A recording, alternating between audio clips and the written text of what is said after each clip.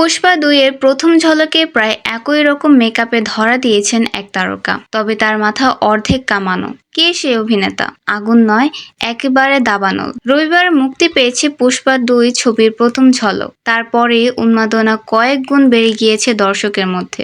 অল্লু অর্জুনের মুখেও বসিয়ে দেওয়া হয়েছে ওয়াইল্ড ফায়ার হুরের মতো সংলাপ। বক্স অফিসে যে এই সিনেমা ঝড় তুলতে চলছে তার আভাস পাওয়া যেতে শুরু করেছে। তবে প্রথম ঝলকে নজর কেড়েছে অন্য এক অভিনেতা। ২-১ সেকেন্ডের জন্য ধরা দিয়েছেন তিনি, সারা মুখে রং মাখা। তাতেই আলোচনায় কেন্দ্রবিন্দু হয়ে উঠেছেন তিনি। পুষ্পা ২ ছবির প্রথম ঝলকে নতুন মুখ দেখার পর অনেকেই বেশ বিভ্রান্ত হয়ে পড়েছিলেন।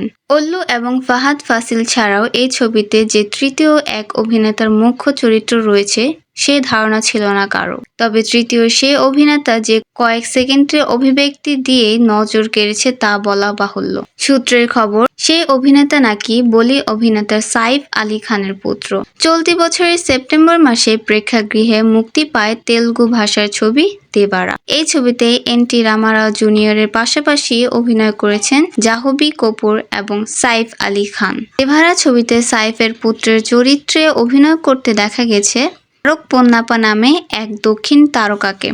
পুষ্পা ২ এর নতুন মুখ আর কেউ নন, সাইফের পুত্র সেই তারক।